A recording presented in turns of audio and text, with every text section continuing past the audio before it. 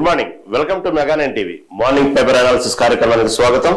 ఈ రోజు ప్రధాన పత్రికలోని ప్రధాన అంశాలను చూద్దాం. ముందుగా మనం ఆంధ్రజ్యోతి దినపత్రికను తీసుకుందాం. ఈ రోజు ఆంధ్రజ్యోతి దినపత్రికను తీసుకుంటే ప్రధానంగా హైలైట్ చేసిన వార్త సరిహద్దులు దాటిన ఫోన్ ట్యాపింగ్. ఈ ఫోన్ ట్యాపింగ్ వ్యవహారం రోజుకు రకంగా మలుపు తిరుగుతా ఉంది. ఈ ఫోన్ ట్యాపింగ్ అప్పట్లో సంచలనం సృష్టించిందనే చెప్పుకోవాలి.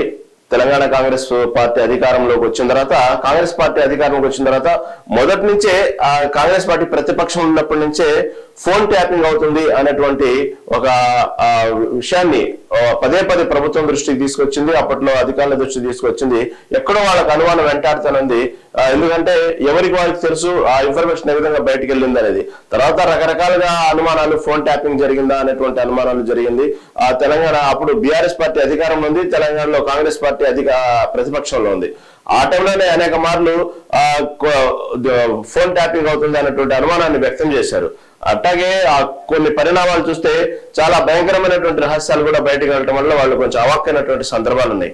అధికారంలోకి వస్తే కాంగ్రెస్ పార్టీ అధికారంలోకి వచ్చిన తర్వాత మేము దాన్ని అంతు చూస్తాం, తేలుస్తాము ఎవరెవరు దీన్ని వెనుకున్నారు అనేటువంటి విషయాన్ని అప్పట్లో బహిరంగానే చెప్పారు. తర్వాత కాంగ్రెస్ పార్టీ అధికారంలోకి వచ్చిన తర్వాత దీన్ని నిగుదల్చే విషయంలో ఎప్పటికప్పుడు ఫోన్ ట్యాపింగ్ విషయంలో ముందుకు వెళ్తా ఉన్నారు.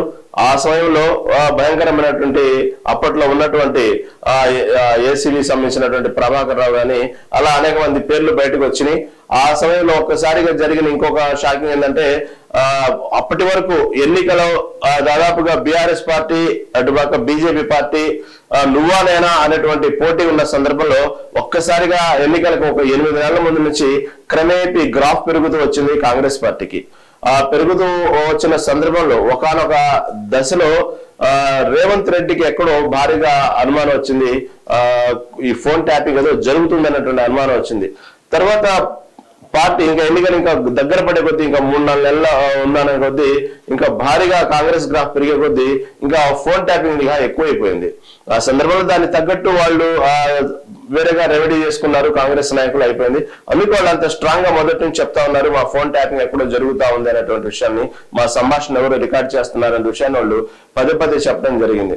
ఎప్పుడైతే కాంగ్రెస్ పార్టీ అధికారంలోకి వచ్చిన తర్వాత షాకింగ్ ఏంటంటే రేవంత్ రెడ్డి నివాసానికి అతి సమీపం నుంచి కార్యక్రమం మొత్తం కూడా జరుగుతోంది ఫోన్ ట్యాపింగ్ వ్యవహారం. ఇంకా అప్పుడు రేవంత్ రెడ్డి ఈ విషయాన్ని చాలా సీరియస్ గా తీసుకున్న తర్వాత ఎవరెవరైతే ఈ ఫోన్ ట్యాపింగ్ విషయంలో ఉన్నటువంటి అధికారులు ఎవరైతే ఉన్నారో వాళ్ళకు అర్థమైపోయింది, సీన్ అర్థమైపోయింది. ఓకే మేము దీనికి సంబంధించిన మొత్తం కదలికలు స్టార్ట్ అయ్యి బుక్ అయ్యామనుకుని అప్పటికప్పుడు దానికి సంబంధించినటువంటి హార్డ్ డిస్క్లు కానివ్వండి, దానికి సంబంధించిన టెక్నికల్ పరికరాలన్నీ మొత్తం తీసుకెళ్లి అక్కడ హుస్సేన్ సాగర్ లో పడేయడం జరిగింది. ఆ సమయంలో అప్పట్లో పెద్ద సంచలనం అయింది. ఆ విధంగా దాన్ని ధ్వంసం చేయడాన్ని చూశారు, కొన్ని ఆధారాలు లేకుండా చేశారు. కొంతమంది ఈ విధంగా అయితే ఏసీ వెంకటేశ్వర అయితే ఇక్కడ నుంచి బెంగళూరు, చెన్నై, ఆ తర్వాత బెంగళూరు, ఆ తర్వాత అమెరికా పారిపోవడం జరిగింది. ఆ అమెరికా వెళ్ళిన తర్వాత అనేక సార్లు నోటీసులు ఇచ్చినప్పటికీ అతనికి క్యాన్సర్ ఉందని ట్రీట్మెంట్ చేయించుకుంటున్నారని పదే పదే పోస్ట్ పోన్ చేయడం, ఏదైతే దానికి సంబంధించినటువంటి విషయాన్ని రాకుండా ఆ వివరణ ఇచ్చుకోకుండా పదే పదే దాటవేయటం ఇంకా భారీగా అనుమానాలు దారితీసింది. ఇంకా తొవ్వే కొద్దీ అనేక విషయాలు బయటకు వచ్చా ఉన్నాయి. ఈ విధంగా ఫోన్ ట్యాపింగ్ వచ్చేటప్పటికి యాక్చువల్గా ఇది ఫోన్ ట్యాపింగ్ ఏంటంటే ఎక్కడైనా ఉగ్ర మూకలు కానివ్వండి, దానికి సంబంధించిన టెర్రరిస్టులకు సంబంధించిన కదలికలు, వాళ్ళు ఏం మాట్లాడుతున్నారు దానికోసం యాక్చువల్గా అధికారులు ఆ యంత్రాంగం దానికోసం వాడతారు ఈ పరికరాల్ని. కానీ ఈ విధంగా సొంతగా రాష్ట్రంలో ఉన్నటువంటి అధికార పార్టీలు కానివ్వండి, ప్రతిపక్ష పార్టీ మీద, రాజకీయ నాయకుల మీద ఈ ఫోన్ ట్యాపింగ్ ఉపయోగించడం అనేది చట్టరీత్యా నేరం. కానీ దీని వెనక ఎవరున్నారు, వాళ్ళని ఎవరు ఆదేశించారు, ఎవరు ఫోన్ ట్యాపింగ్ చేయాల్సిన అవసరం ఎందుకు వచ్చింది అనేటువంటి విషయాన్ని మాత్రం మొత్తం తీగలాగితే డొంకు కదిలింది అన్నట్టు ఈ విషయాన్ని బయట పెట్టడానికి రాష్ట్ర ప్రభుత్వం చాలా ప్రయత్నిస్తుంది. దీని వెనుకున్నటువంటి రాజకీయ నాయకులు, పార్టీలు ఎవరైతే ఉన్నారో అప్పట్లో వాళ్ళు కూడా ఎక్కడో కొంత అంతర్మధ్యం, ఎక్కడో ఒక రకమైనటువంటి భయమైనటువంటి భయంకరమైనటువంటి వాతావరణానికి వాళ్ళు ఎప్పటికప్పుడు ఒక అభద్రతా భావానికి బతుకుతా ఉన్నారు వాళ్ళు. ఎప్పుడే దానికి సంబంధించి ఏసీ ప్రభాకర్ కూడా తనకు ప్రాణహాని ఉందని కూడా చెప్పుకోవటం జరిగింది. ఆ తర్వాత అనేక మార్లు ఈ విచారణకు రావడానికి ఎప్పటికప్పుడు రాకుండా తప్పించుకొని జరగటమే జరిగింది. చివరికి సుప్రీంకోర్టు ప్రవేశం తర్వాత అతను రావడానికి ఒప్పుకోవటం, తర్వాత వచ్చిన తనకు ప్రాణహాని ఉందని రక్షణ కావాలని కోరుకోవడం జరిగింది.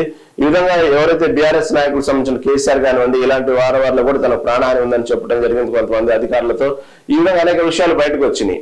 తర్వాత దానికి సంబంధించినటువంటి ఎప్పుడైతే సుప్రీంకోర్టు ఎంటర్ అయిపోయి తనకు థర్డ్ డిగ్రీ ప్రయోగించవద్దు, తనని వేధించవద్దు, తనకు కావాల్సినంత తనకు చెప్పుకోవడానికి స్వేచ్ఛనివ్వండి, ఏం జరిగిందో విషయం చెప్తేనే కదా దానికంటూ క్లారిటీ వచ్చేది అని చెప్పిన తర్వాత అప్పుడు రాష్ట్ర ప్రభుత్వానికి తన మీద ఎటువంటి ప్రయోగాలు చేయొద్దు, థర్డ్ డిగ్రీ చేయొద్దు అన్న తర్వాత అతను రావడానికి మార్గం సుగమమైంది. వచ్చారు. ఇప్పటికీ 4 సార్లు దానికి సంబంధించినటువంటి వివరణ ఇచ్చుకోవడానికి అవకాశం కలిగించారు. అతను దానికి సంబంధించిన భాగంగా నిన్న 4వసారి విచారణకు హాజరయ్యారు. నిన్న ఏసీబీ ప్రభాకర్ మొదట్లో మాత్రం అనేక విషయాన్ని దాటవేసే ధోరణి, లేదంటే ఎదురు వాదించే ధోరణి, వాళ్ళనే ప్రశ్నించేటువంటి ధోరణి అనేక రకాలుగా అతను ప్రారంభించాడు. తర్వాత దానికి సంబంధించినటువంటి అధికారులు ఎవరైతే ఉన్నారో వాళ్ళ స్టైల్లో వాళ్ళు ప్రత్యేకంగా అడగంగా కొన్ని విషయాలు లోతుగా వెళ్లే కొద్ది దాటవేసే ధోరణి, లేదంటే తెలియదు, నాకు అర్థం కాదు, నా వల్ల నేను చేసింది కాదు, ఈ విధంగా చిన్న షార్ట్ కట్ ఆన్సర్ తో దాటవేసే ధోరణిలోనే ఏసీబీ ప్రభాకర్ మాట్లాడట్లేదు, సహకరించట్లేదు అనేటువంటి విషయాన్ని కూడా అధికారులు చెప్పారు.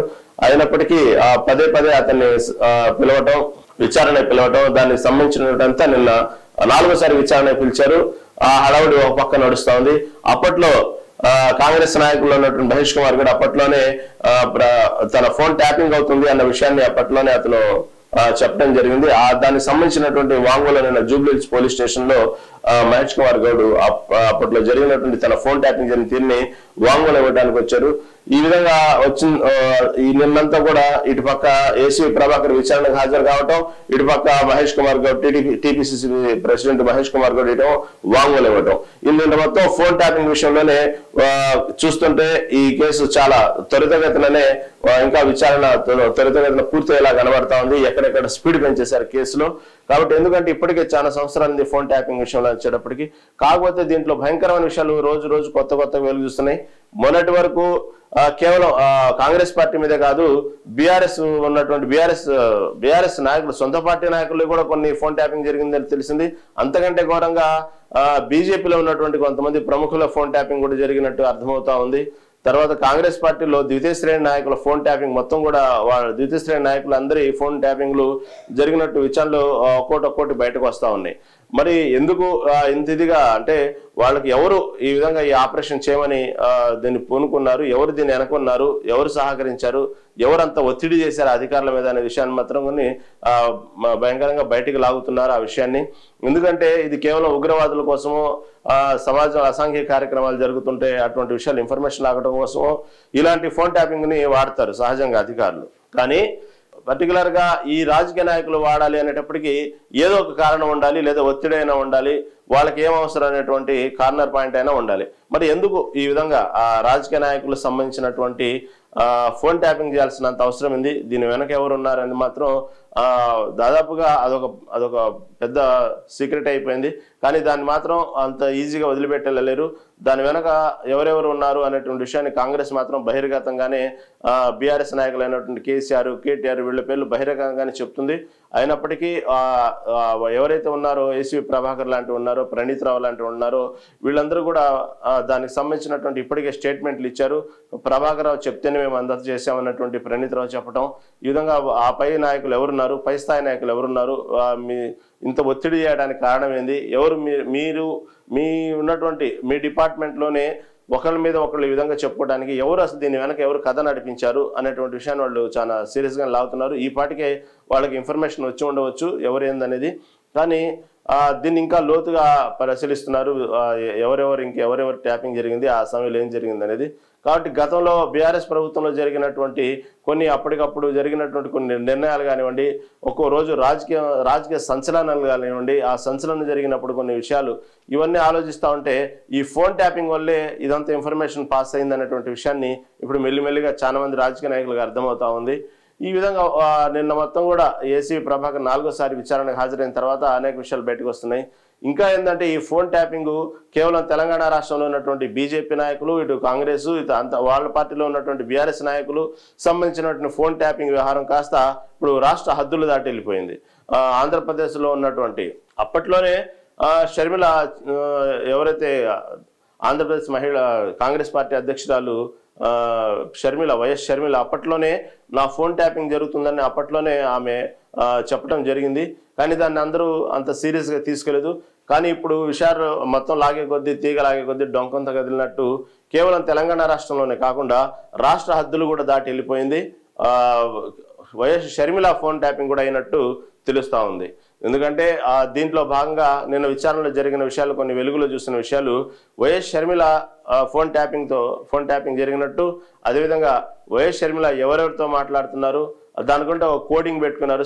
పర్సనల్గా వైఎస్ షర్మిల మీద ఒక స్పెషల్ కోడింగ్ పెట్టుకుని కావాల్సినంత ఇన్ఫర్మేషన్ తీసుకొని ఆమె ఎవరెవరితో మాట్లాడుతున్నారు, ఆమె కదలికలేంది, ఆమెను ఎవరెవరు కలుస్తున్నారు, ఆమె ఏమేమి మాట్లాడుతుంది అనేటువంటి విషయాన్ని ఎప్పటికప్పుడు ఆమెకంటూ ఒక స్పెషల్ కోడింగ్ భాష పెట్టుకొని ఎప్పటికప్పుడు విషయాన్ని ఏ రోజుకి ఆ రోజు విషయాన్ని అప్పట్లో ఉన్నటువంటి ఏపీ ముఖ్యమంత్రి జగన్మోహన్ రెడ్డికి విషయాన్ని మొత్తాన్ని చేరవేసినట్టు నిన్న పర్టికులర్ కొన్ని వార్తలు వచ్చినాయి. ఆ విషయాన్ని కూడా బయటికి లాగారు అధికారులు.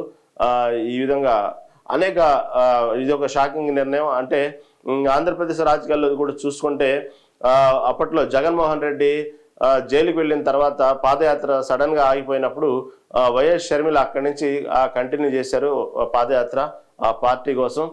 అంతా అహర్నిశలు కష్టపడ్డారు. తర్వాత పార్టీ అధికారంలోకి వచ్చిన తర్వాత పార్టీ అధ్యక్షురాలుగా వైఎస్ విజయమ్మని పెట్టడం, అదేవిధంగా దీనికి సంబంధించినటువంటి బాధ్యతల విషయాలకు వచ్చేటప్పటికి షర్మిలకు ఎటువంటి బాధ్యత లేకుండా దూరంగా పెట్టడం, కుటుంబంలో అనేక కలహాలు రావడం వైఎస్ కుటుంబంలో, ఈ విధంగా ఎన్నో పరిణామాలు జరిగినాయి ఆంధ్రప్రదేశ్లో. ఆ తర్వాత ఇంత కష్టపడ్డప్పుడు కూడా పార్టీలో సరైన గుర్తింపు లేదు, సరైనటువంటి కావలసినటువంటి పోర్ట్ఫోలియో ప్రకారం పదవులు ఇవ్వలేదు, సరైన గుర్తింపు లేదంటూ వైఎస్ షర్మిల ఎక్కడో అలకపోయినట్టు వార్తలు వచ్చినాయి. ఆ కొత్తలోనే ఇంట్లో ఉన్నటువంటి పరిస్థితుల వల్ల అప్పట్లో ఉన్నటువంటి పరిణామాలను బట్టి వైఎస్ విజయమ్మ పార్టీ అధ్యక్షురాల పదవికి రాజీనామా చేయడం కూడా జరిగింది. ఈ విధంగా అనేక మార్పులు చూస్తూ ఉంటే ఎప్పటికప్పుడు ఈ ఫోన్ ట్యాపింగ్ వల్లనే అనేక ఘోరాలు జరిగినాయి అనేటువంటి విషయాన్ని తెలుస్తూ ఉంది. ఎందుకంటే ఈ రాష్ట్రం హద్దులు దాటి వెళ్ళిపోయింది అన్నట్టు వార్త ఎప్పుడైతే వచ్చిందో, వైఎస్ షర్మిల పేరు ఎప్పుడైతే వచ్చిందో, అప్పట్లో ఆంధ్ర రాష్ట్ర రాజకీయాల్లో జరిగిన పరిణామాలు మొత్తం చూస్తూ ఉంటే వైఎస్ జగన్మోహన్ రెడ్డి అధికారంలో ఉన్నప్పుడు ఇవన్నీ కూడా కారణమై ఉండొచ్చు అనిపిస్తుంది. ఎందుకంటే కేవలం ఇది రాజకీయ నాయకులే కాదు, ఇటుపక్క సెలబ్రిటీల జీవితాల్లో కూడా ఈ ఫోన్ ట్యాపింగ్ జరిగింది. సమంత విడాకుల కారణం కూడా ఈ ఫోన్ ట్యాపింగ్ అయినటువంటి ఆరోపణలు కూడా వచ్చినాయి. నాగ చైతన్యతో సమంతకు విడాకులు కావడానికి కారణం కూడా ఈ ఫోన్ ట్యాపింగ్ అయినటువంటి వార్తలు అప్పట్లో రాజకీయ నాయకులు బహిరంగంగానే ప్రకటించారు, స్టేట్మెంట్లు ఇచ్చారు. ఈ విధంగా చూస్తుంటే ప్రతి దాంట్లో ఈ మధ్యకాలంలో జరిగిన 10 ఏళ్లలో జరిగినటువంటి రాష్ట్ర రాజకీయాలు, ఇటు ఆంధ్రప్రదేశ్ ఉమ్మడి తెలుగు రాష్ట్రాల్లో జరిగినటువంటి రాష్ట్ర రాజకీయాల్లో జరిగినటువంటి ఒక ప్రకంపనలు కానివ్వండి, ఎప్పటికప్పుడు పరిణామాలు కానీ మొత్తం మారడానికి మాత్రం గేమ్ చేంజర్ లాగా ఇది ఒక ఫోన్ ట్యాపింగ్ విషయమే కనబడతా ఉంది. ఇటుపక్క వైఎస్ షర్మిల జగన్మోహన్ రెడ్డి కుటుంబంలో వచ్చిన కలహాలు కానివ్వండి, జగన్ షర్మిలని ఎందుకు అంత స్ట్రాంగ్గా దూరం పెట్టడం, పార్టీకి చివరికి జగన్మోహన్ రెడ్డి అధికారం కోల్పోవడానికి ఎక్కడో కొంత వైఎస్ షర్మిల కుటుంబ విషయాలన్నీ బయటపెట్టి జగన్మోహన్ రెడ్డి మనస్తత్వాన్ని బయటపెట్టి ఉన్నటువంటి కారణాల్లో కూడా కొంత ఉంది.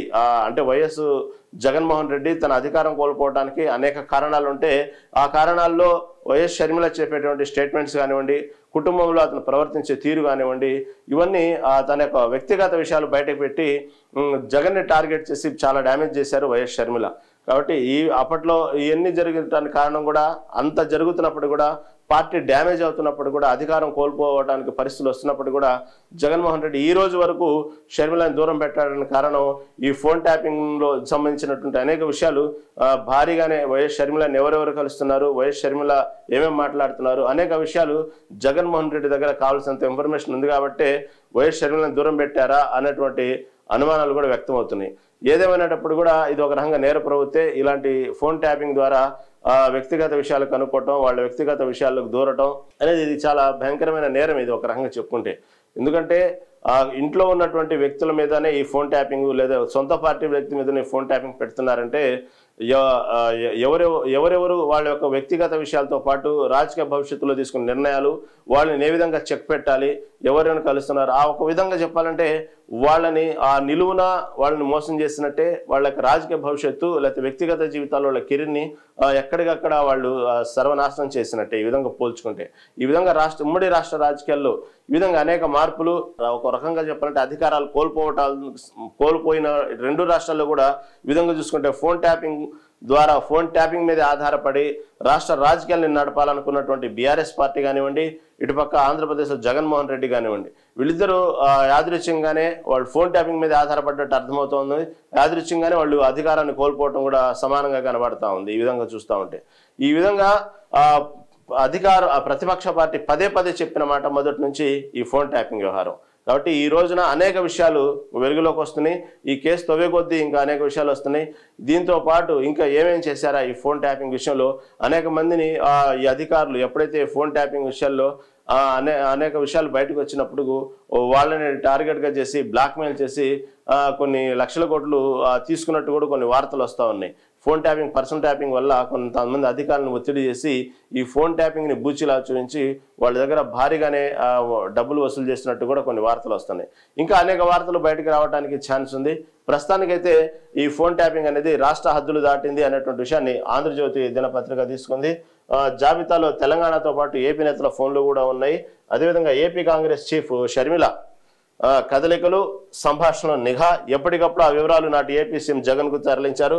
అదేవిధంగా తవ్వుతున్న కొద్దీ బయటపడుతున్న ప్రభాకర్ రావు లీలలు, నేడు ఆయన్ను మరోసారి విచారించనున్న సిట్, ఎవరి ఆదేశాలతో ఫోన్ ట్యాపింగ్ జరిగిందన్నది నిర్ధారించుకునే ప్రయత్నంలో అధికారులు. టీపీసీసీ చీఫ్ మహేష్ గౌడ్, గాలి అనిల్ కుమార్, గద్వాల నేత సరిత వాంగ్మూలాలు నమోదు చేశారు. అదేవిధంగా ఫోన్ ట్యాపింగ్ కేసులో కేసీఆర్, కేటీఆర్తో పాటు సంబంధిత అధికారులను శిక్షించాల్సిందే అని నిన్న మహేష్ కుమార్ గౌడ్ ఏదైతే వాంగ్మూలం జూబ్లీహిల్స్ పోలీస్ స్టేషన్లో వాంగ్మూలం ఇవ్వడానికి వచ్చారో ఫోన్ ట్యాపింగ్ విషయంలో ఇచ్చిన తర్వాత బయటకు వచ్చి మీడియాతో మాట్లాడుతూ చెప్పినటువంటి వ్యాఖ్యలు ఇవి. అదేవిధంగా నేడు సిట్ ముందుకు బీజేపీ నాయకులు, ఈరోజు బీజేపీ నాయకులు కూడా గతంలో ఫోన్ ట్యాపింగ్ జరిగింది అనేటువంటి ఆరోపించినటువంటి బీజేపీ నాయకులు కూడా ఈరోజు వాంగ్మూలం ఇవ్వడానికి సిద్ధమైనట్టు కనబడుతోంది. నేడు సిట్ విచారణ ముందు హాజరయ్యేటువంటి అవకాశం ఉంది. ఈ విధంగా తెలంగాణ సంసృష్టించిన ఫోన్ ట్యాపింగ్ వ్యవహారం సరిహద్దులు దాటిందని చెప్పుకోవాలి. ఈ విషయాన్ని ఆంధ్ర దినపత్రిక హైలైట్ చేసింది. ఇక ఇంకో ప్రధానమైన వార్త, యుద్ధంలోకే అమెరికా, ఖమేనీ ఎక్కడ దాక్కున్నారో మాకు పక్కాగా తెలుసు ట్రంప్. అయితే ఈ రోజుకు ఇజ్రాయెల్, ఇరాన్ మీద జరుగుతున్నటువంటి ఏదైతే దాడులు ఉన్నాయో, ఒకరి మీద ఒకరు చేసుకున్న దాడులు చాలా తీవ్ర రూపం దాలుస్తున్నాయి. ఇంకా దాదాపుగా భారీగా భయంకరమైనటువంటి విధ్వంసాలు మనం చూడబోతున్నాం అనేటువంటి వార్త అర్థమవుతా ఉంది. వీళ్ళు ఎవరు తగ్గట్లేదు. రోజుకొకళ్ళు ఒక పూటకొకళ్ళు పై చేయగానే దాడులు చేసుకుంటా ఉన్నారు. ఎక్కడికక్కడ వాళ్ళ మిసైల్స్ దాడులు చేస్తూ ఉన్నాయి. అదేవిధంగా నిన్న ఇజ్రాయెల్కు చేసిన దాడికి దాదాపు ఇరాన్ కుదేలైందని చెప్పుకోవాలి. ఈ విధంగా ఎక్కడైతే ఏ స్థావరాల మీద అయితే అటాక్ చేయాలో వాళ్ళు చాలా పక్కాగా ఇరాన్ మీద దాడి చేస్తూ ఉంది. ఇది పోను తీవ్ర పరిణామాలు దారితీస్తూ ఉన్నాయి. ఇటు పక్కకి ప్రస్తుతానికి యెమెన్ దేశం ఒక్కటే ఇరాన్కి సపోర్ట్గా ఉంది. ఈ సమయంలో అనేక దేశాలు, ఇస్లామిక్ దేశాలన్నీ కూడా ఒకటి అవ్వాలి అనేటువంటి నినాదం బయటకు వస్తూ ఉంది. ఈ సమయంలో G7 సదస్సులో ఉన్నటువంటి ట్రంప్ కూడా హుటాహుటిన G7 సదస్సుని మానుకొని మళ్ళీ అమెరికాకి తిరుగు ప్రయాణమయ్యారు. అంత అర్ధాంతరంగా మధ్యలో వెళ్ళేటప్పటికీ ఇక భారీ అనుమానాలు దారితీస్తూ ఉంది. అనుమానాలు దారితీయడమే కాదు, ట్రంప్ కూడా చేసిన వ్యాఖ్యలు దీనికి నిదర్శనంగా కనబడతా ఉన్నాయి. ఈ భారీ స్థాయిలో యుద్ధం జరగబోతుంది, భారీ స్థాయిలో ఇరాన్ నష్టం అయ్యేటువంటి ప్రమాదం కనబడతా ఉంది అనేది అర్థమవుతా ఉంది. ఎందుకంటే యుద్ధం ఆపడానికైతే నేను అర్ధాంతరంగా రాలేదు, యుద్ధం చేయడానికి వచ్చానటువంటి సంకేతాలు ట్రంప్ వ్యాఖ్యలను బట్టి అర్థమవుతా ఉంది. ఎందుకంటే మొదటి నుంచి అణ్వాయుధాలకు సంబంధించినటువంటి ఒప్పందం మీద ఇరాన్ పదే అమెరికా హెచ్చరించడం జరిగింది, అడగటం జరిగింది. అయినప్పటికీ కూడా ఎక్కడ ఇరాన్ బేఖతరు చేసింది అమెరికా వ్యాఖ్యల్ని, అణు ఒప్పందం గురించి. కాబట్టి ఆ కోపాన్ని మాత్రం బాగా పెట్టుకుంది అమెరికా ఇరాన్ మీద. ఇప్పుడు సమయం వచ్చింది, ఇజ్రాయెల్కి సపోర్ట్గా ఉంది. మొదటి నుంచి శాంతిని కోరుకుంటున్నానని చెప్తున్నటువంటి ట్రంప్ కానీ వాస్తవాల పరిస్థితుల్లోకి వచ్చేటప్పటికి యుద్ధం మొదలైనప్పటి నుంచి కూడా ఇజ్రాయెల్కి అమెరికా మొదటి నుంచి కావలసినటువంటి సపోర్ట్ ఇస్తూ ఉంది. వాళ్ళకి సంబంధించినటువంటి మిలిటరీ విభాగాలు కూడా కొన్ని ఇజ్రాయెల్ కోసం పనిచేస్తున్నాయి. కొన్ని నేషనల్ మీడియా ఇవన్నీ బయటపెట్టినప్పటికీ కూడా ట్రంప్ అలాంటిదేం లేదు, అదంతా అబద్ధపు ప్రచారం, నేను శాంతిని కోరుకుంటున్నాను, నేను అనుకుంటే ఇప్పటికిప్పుడు యుద్ధాన్ని ఆపగలను, నేను ఇజ్రాయెల్తో మాట్లాడగలను, ఇరాన్తో మాట్లాడగలను చెప్పుకున్న ట్రంప్ ఒక్కసారిగా గేర్ మార్చేసి ఇరాన్ని టార్గెట్గా చేస్తూ నేను ఈ G7 సదస్సు నుంచి అర్ధాంతరంగా వెళ్ళిపోయి ఎప్పటికప్పుడు పర్యవేక్షణ కోసం అక్కడ ఉన్నటువంటి అమెరికాలో ఉండే అధికారులకు ఒక సపరేట్గా టెక్నికల్గా రూమ్ తయారు చేయమని చెప్పేశారు, ఎప్పటికప్పుడు పర్యవేక్షణ చేయాలని చెప్పారు. నేను అర్ధాంతరంగా G7 సదస్సు నుంచి రావడానికి కారణం యుద్ధం ఆపడానికైతే కాదు అని గట్టిగానే హెచ్చరించడం జరిగింది. అదేవిధంగా ఇరాన్ అధ్యక్షుడు ఖురైనీ అయితే అతను ప్రస్తుతానికి బంకర్లో కుటుంబం సహా క్షేమంగా ఉన్నారు, ఆ బంకర్లు ఎక్కడ దాక్కున్నారో అతను ఎక్కడ ఉన్నారో మొత్తం మాకు తెలుసు, నిన్ను చంపడం మాకు పెద్ద పనేం కాదు, ఇప్పటికి నువ్వు ఎక్కడున్నావు మాకు మొత్తం ఎక్కడ డేటా మొత్తం నా దగ్గర ఉంది, కానీ నిన్ను చంపం మేము, నువ్వు చాలా తప్పు చేసావు, అణ్వాయుధాలకు సంబంధించినటువంటి ఏదైతే ఉందో దాని మీద ఒప్పందం మీద నువ్వు సంతకం పెట్టలేదు, కాబట్టి ఇప్పటికైనా లొంగిపోతే మంచిది, లేకపోతే నిన్ను చంపడం ఒక పెద్ద పని కాదు, మాకు 5 నిమిషాల పని అన్నట్టు ట్రంప్ చేసిన హెచ్చరికలు ఇప్పుడు అందరినీ ఒక్కసారిగా ఇది తీవ్ర స్థాయికి వెళ్ళిపోతుంది. ఈ యుద్ధం మాత్రం ఇంకా భయంకరంగా ఉండబోతుంది. ప్రత్యక్షంగానే అమెరికా ఇజ్రాయెల్ సపోర్ట్గా యుద్ధంలో దిగబోతుంది అన్నటువంటి విషయాన్ని వాతావరణాన్ని క్లియర్గా అర్థమైపోతా ఉంది. దాదాపుగా అమెరికా కూడా ఇజ్రాయెల్కి సపోర్ట్గా ప్రత్యక్ష యుద్ధాన్ని కనుక పాల్గొంటే ఇరాన్ మాత్రం భారీ నష్టం చవి చూడాల్సిందే. ఇప్పటికే ట్రంప్ హెచ్చరికలు జారీ చేశారు, ఇరాన్లో ఉన్నటువంటి కొన్ని ప్రాంతాల వాళ్ళ ప్రజలు మాత్రం అక్కడి నుంచి తరలి వెళ్ళిపోవాలన్నటువంటి విషయాన్ని ఈపాటికే చెప్పారు. దాంతో పాటుగానే ఇక ప్రత్యక్షంగా యుద్ధంలో పాల్గొన్నటువంటి అవకాశం కనబడుతుంది. ఇప్పటికే భారీ స్థాయిలో తరలించడం జరిగింది. అమెరికా సంబంధించినటువంటి ఆర్మీ కానివ్వండి, అమెరికా సంబంధించినటువంటి అనేక యుద్ధ క్షిపణులు పరికరాలన్నీ కూడా ఇప్పటికే ఇజ్రాయెల్కి తరలించడం జరిగింది. కాబట్టి ఇక ప్రత్యక్షంగా ఇరాన్ మీద యుద్ధం ప్రకటించేటువంటి అవకాశం అది సమీపంలో కనబడుతోంది. ఇప్పటికే కొన్ని వాతావరణంలో అర్థమైపోతా ఉంది, ఇజ్రాయెల్కి సపోర్ట్గా పూర్తి స్థాయిలో అమెరికా యుద్ధ రంగంలోకి దిగబోతుంది అనేటువంటి వాతావరణం మాత్రం పక్కాగా అర్థమవుతా ఉంది.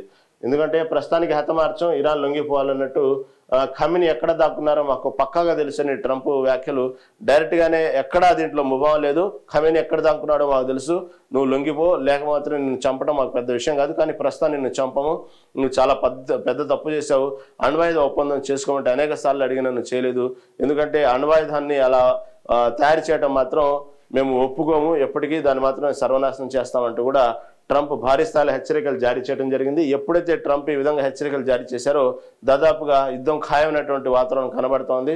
ఇరాన్ మీద మాత్రం భారీ స్థాయిలో విరుచుకుపడటానికి ఇజ్రాయెల్తో పాటు అమెరికా కూడా సిద్ధమైనట్టు కూడా అర్థమవుతా ఉంది. తర్వాత ఆ దేశం వద్ద అణ్వాయుధం అనేది ఉండకూడదు, సమస్యకు నిజమైన ముగింపు కోరుకుంటున్నాము, టెహ్రాన్ అక్కడి పౌరులు తక్షణం వీడి వెళ్ళిపోవాలి అంటూ ట్రంప్ హెచ్చరికలు జారీ చేశారు. ఎవరైతే టెహ్రాన్లో ఉన్నారో ఆ ప్రజలకు ఈ పాటికి ట్రంప్ హెచ్చరికలు జారీ చేశారు, ముందు విడిచి వెళ్ళిపోండి, భారీ స్థాయిలో ప్రాణ నష్టం జరిగింది, ముందు మీరు అక్కడి నుంచి వెళ్ళిపోండి అని ట్రంప్ ఎప్పుడైతే హెచ్చరికలు జారీ చేశారో కొన్ని వేల కిలోమీటర్లు ప్రయాణించారు. భారీగా ట్రాఫిక్ అయింది టెహ్రాన్లో, ప్రజలు వాళ్ళ ప్రాణాలు రక్షించుకొని గుప్పెట్లో పట్టుకుని ఇప్పటికే చాలా మంది ఆ దేశం ప్రదేశాన్ని విడిచేసి ఖాళీ చేయటం అయిపోయింది. కాకపోతే అనేకమైనటువంటి ఎయిర్పోర్ట్స్ మాత్రం విమానాలు ఎక్కడెక్కడ క్యాన్సిల్ అయిపోయి చాలా గందరగోళమైనటువంటి పరిస్థితి కనబడతా ఉంది పశ్చిమాసియా దేశాల్లో. తర్వాత G7 నుంచి అర్ధాంతరంగా అమెరికాకు తాను తిరిగి వెళ్తున్నది కాల్పుల విరమణ ఒప్పందం కోసం కాదని, విషయం అంతకంటే పెద్దదని సృష్టింకరించారు. G7 నుంచి అర్ధాంతరంగా అమెరికాకు తాను తిరిగి వెళ్తుంది మాత్రం కాల్పుల విరమణ గురించి, నేను మధ్యవర్తిగా పెద్దన్న పాత్ర పోషించడానికి అయితే మాత్రం కాదు, భారీ స్థాయిలో విధ్వంసం సృష్టించడానికి వెళ్తున్నాను అన్నట్టు విషయం అంతకంటే పెద్దది అన్నట్టు ట్రంప్ హెచ్చరికలు జారీ చేశారు. ఈశాన్య సిరియా నుంచి అమెరికా బలగాల తరలింపు, డిగో గార్షియాలో ఇప్పటికీ అమెరికా B-2 స్టెల్త్ బాంబర్లు ఈ పాటికి భారీ స్థాయిలోనే ఎక్కడికక్కడ ఇజ్రాయెల్కి కావాల్సినంత అన్ని సలహాలతో పాటు ఆయుధమైనటువంటి సహాయ సహకారాలు కానివ్వండి, మిలిటరీ సహకారాలు కానివ్వండి, అన్ని విధాలుగా ఎన్ని చేయాలో అన్ని చేసేస్తుంది ఇజ్రాయెల్కి అమెరికా. కాబట్టి వాతావరణం చాలా భయంకరంగానే ఉందని చెప్పుకోవాలి. పతాక స్థాయికి చేరిన ఇరాన్ ఇజ్రాయెల్ యుద్ధంలో అమెరికా కూడా జోక్యం చేసుకుని ఉందంటే అవునని అనిపిస్తుంది. తర్వాత ఇరాన్ అణ్వాయుధాన్ని కలిగి ఉండకూడదు, ఈ విషయాన్ని నేను పదే చెప్తున్నాను, టెహ్రాన్ ప్రజలు తక్షణమే ఆ నగరాన్ని వీడి వెళ్ళిపోండి అని హెచ్చరిస్తూ సోమవారం తన సొంత సామాజిక మాధ్యమైన ట్రూత్ సోషల్లో ఒక పోస్ట్ పెట్టారు. అనంతరం కెనడాలో జరుగుతున్న G7 సమావేశాన్ని వీడి అర్ధాంతరంగా అమెరికాకు పయనమయ్యారు. జాతీయ భద్రతా సలహాదారులతో సమావేశం నిర్వహించడానికి సిచ్యువేషన్ రూమ్ను సిద్ధం చేయాలని శ్వేతసౌధం వర్గాలను ఆదేశించారు. సుప్రీం లీడర్గా చెప్పుకుంటున్న సదరు నేత ఎక్కడ దాక్కున్నాడో మాకు పక్కాగా తెలుసు. ఆయన లక్ష్యంగా చేసుకుని దాడి చేయడం మాకు చాలా సులువు. కానీ అక్కడ ఆయన క్షేమంగానే ఉన్నారు. ఆయన మేము చంపం కనీసం ప్రస్తుతానికి అని ఒక ట్రంప్ హెచ్చరికలు జారీ చేసిన విషయాన్ని దినపత్రిక హైలైట్ చేసింది. టెహరాన్పై ఇజ్రాయెల్ వైమానిక దాడులు, మొసాద్ హెడ్ క్వార్టర్స్కు తాకిన ఇరాన్ క్షిపణి, హైఫా రిఫైనరీ వద్ద ఆగిన మంటలు, ఇజ్రాయెల్ చేతికి బంకర్ బాస్టర్ బాంబ్, ఇరాన్పై దాడికి అమెరికా సహకారం, పశ్చిమాసియాలో గగనతలం మూసివేత. అదేవిధంగా చాలా మంది ఈ విధంగా ఎయిర్పోర్ట్లో చిక్కుకుపోయారు ప్రయాణికులు. ముఖ్యంగా భారతీయులు 10,000 మంది పైగా ఇరాన్లో ఉన్నారు. వాళ్ళని తీసుకురావడానికి భారత ప్రభుత్వం శతవిధాలుగా ప్రయత్నం చేస్తూ ఉంది. ఈ విధంగా అనేక వాతావరణాల మధ్య భారీగానే యుద్ధం జరిగేటువంటి అవకాశం ఉందన్నటువంటి విషయాన్ని అర్థమవుతా ఉంది ఈ విధంగా చూస్తూ ఉంటే. ఎందుకంటే టెహరాన్ ఈ విధంగా దాదాపుగా ఖమేని ఎక్కడ దాక్కున్నారు యుద్ధంలో అమెరికా అంటూ కూడా ఈ దినపత్రిక హైలైట్ చేసింది. దాదాపుగా మనం దాదాపుగా చూస్తుంటే గంటకు పరిణామాలు మారుతా ఉన్నాయి. ఇరాన్ ఇజ్రాయెల్ మధ్య ఎటువంటి పరిస్థితులైనటువంటి భారీ స్థాయిలో యుద్ధం జరగవచ్చు. అమెరికా మాత్రం ఇజ్రాయెల్కి భారీగానే సహకరిస్తున్నట్లు కాదు సహకరిస్తాననేటువంటి విషయాన్ని ట్రంప్ బహిర్గతంగానే ప్రత్యక్షంగానే యుద్ధ రంగంలోకి దిగుతున్నటువంటి వాతావరణం కనబడతా ఉంది. దీన్ని బట్టి ఎప్పటికప్పుడు ఇరాన్ మాత్రం చాలా డేంజర్ జోన్లో ఉందని చెప్పుకోవాలి. ఎందుకంటే ఇరాన్ దేశానికి కావలసినటువంటి సహాయ సహకారాలు ఏ దేశం ప్రస్తుతానికి ఇవ్వట్లేదు. అదేవిధంగా యమన్ దేశం ఒక్కటే మాత్రమే ఇరాన్ దేశానికి మాత్రం సపోర్టుగా ఉంది. ఇటుపక్క ఇస్లామిక్ దేశాలన్నీ కూడా ఒకటి కావాలి అనేటువంటి నినాదం తెర ముందుకు తెచ్చినప్పటికీ కూడా ఇప్పటికీ ఏ దేశం కూడా ఇరాన్కి మద్దతు ప్రకటించినటువంటి వార్తలు కనబడట్లేదు. కాకపోతే ఇస్లామిక్ దేశాలన్నీ కూడా ఇజ్రాయెల్ చేస్తున్నది మాత్రం చాలా ఘోరమైన నేరం అనేటువంటి విషయాన్ని మాత్రం మొత్తం మీద ఒక ఇస్లామిక్ దేశాలన్నీ కూడా ప్రకటించేసినాయి. ఇది కరెక్ట్ కాదు అనేటువంటి విషయాన్ని ప్రకటించినాయి. ఇజ్రాయెల్ చేస్తున్న తప్పు అనేటువంటి విషయాన్ని ప్రపంచ దేశాల ముందు పెడుతున్నాయి. కానీ ఎక్కడ కూడా ఇరాన్కి సపోర్ట్గా వస్తాం, యుద్ధం చేస్తాం, ఇజ్రాయెల్ని తుదిముట్టిస్తాం, మేమందరం ఒకే దీని మీద ఉంటానటువంటి విషయాన్ని మాత్రం చెప్పట్లేదు. కాకపోతే ఇజ్రాయెల్ చేస్తున్నది తప్పు అన్నటువంటి విషయాన్ని మాత్రం ఇస్లామిక్ దేశాలన్నీ కూడా ఇప్పటికే ప్రకటించినాయి.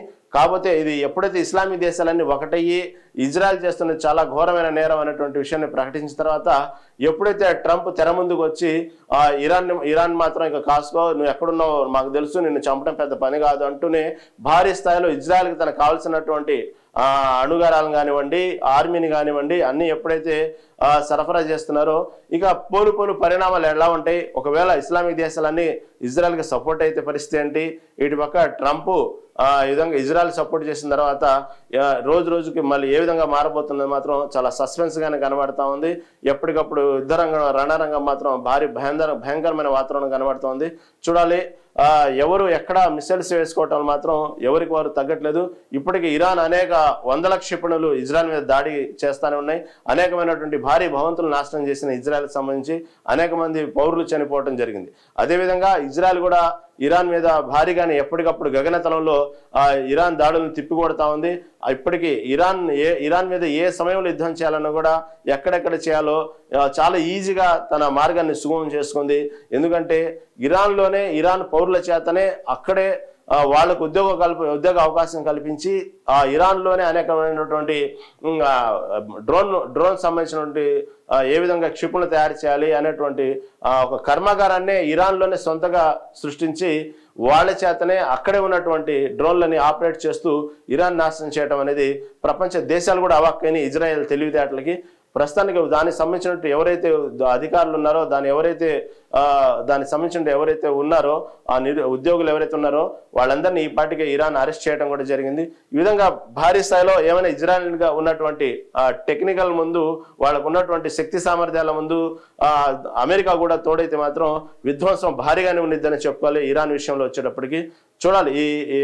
ఈ రోజు కొత్తగా ఈ రోజుకి ఎప్పటికప్పుడు వార్తలు వస్తున్న నేపథ్యంలో ఒక వాతావరణం మాత్రం భయంకరంగానే ఉందని చెప్పుకోవాలి.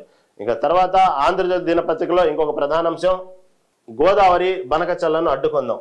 ఏదైతే గోదావరి బనకచర్ల ప్రాజెక్టు నిర్మాణాన్ని మాత్రం అడ్డుకోవాలన్నటువంటి కృతనిశ్చయంతో తెలంగాణ ప్రభుత్వం ఉన్నదనే అనిపిస్తుంది. ఎప్పటికప్పుడు కేంద్రం నిధులు భారీగానే ఆంధ్రప్రదేశ్ ప్రభుత్వానికి ఈ గోదావరి బనకచర్ల అనేది దాదాపుగా కేంద్ర ప్రభుత్వం ఫుల్ సపోర్ట్తోనే ముందుకెళ్తుందనే వార్తలు వస్తూ ఉన్నాయి. ఎప్పటికప్పుడు నిధులు కూడా మొత్తం చాలా ఫాస్ట్గా, ఎందుకంటే ప్రస్తుతానికి ఏపీ సీఎం చంద్రబాబు నాయుడుకి అదేవిధంగా ప్రధానమంత్రి నరేంద్ర మోదీ వీళ్ళిద్దరికి ఉన్నటువంటి కూటమి ప్రభుత్వంలో ఉన్నటువంటి ఎన్డీఏలో భాగం కాబట్టి దానికి సంబంధించిన ఫుల్ సపోర్ట్ మోడీది చంద్రబాబు నాయుడుకు ఉన్నది అన్నటువంటి ఒక విషయం తెలిసిందే.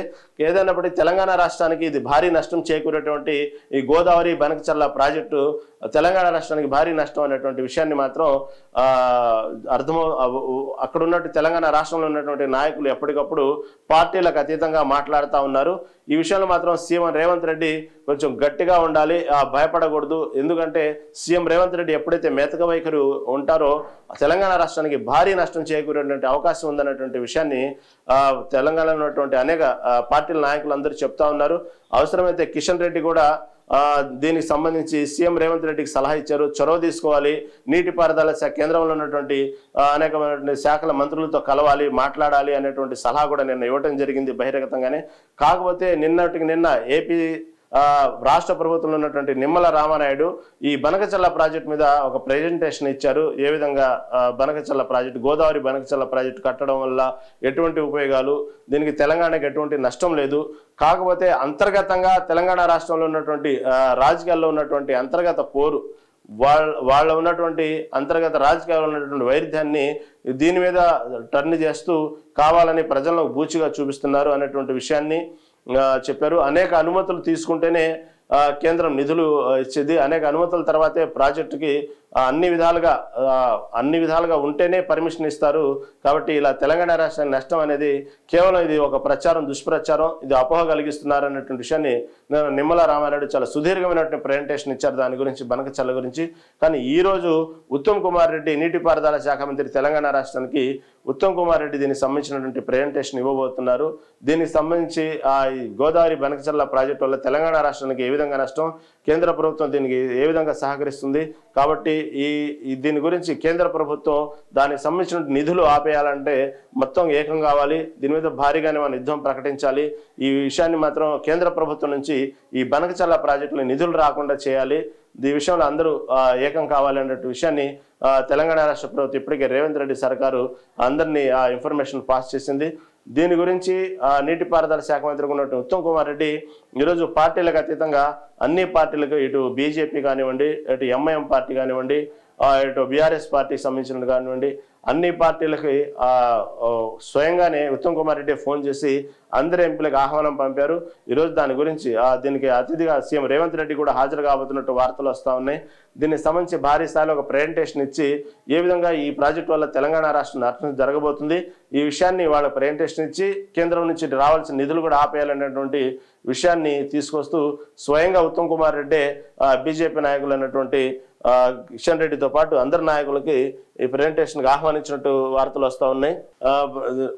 బండి సంజయ్ కానివ్వండి, కిషన్ రెడ్డి కానివ్వండి, వీళ్ళందరికీ స్వయంగా ఉత్తమ్ కుమార్ రెడ్డి ఫోన్ చేసి ఈ ప్రెజెంటేషన్కి ఆహ్వానిస్తున్న కనబడుతుంది. ఇటు పక్క బీఆర్ఎస్ సంబంధించిన నాయకులు కానివ్వండి, అంటే ఎంపీలందరికీ కూడా కేంద్రం మీద ఒత్తిడి తెచ్చే విధంగా, కేంద్రం బనకచర్ల ప్రాజెక్టు సంబంధించిన నిధులు వెళ్లకుండా ఉండే విధంగా దీన్ని ఆపాలనేటువంటి కృతనిశ్చయంతో పార్టీలకు అతీతంగా అందరినీ ఆహ్వానించినట్టు కనబడుతోంది.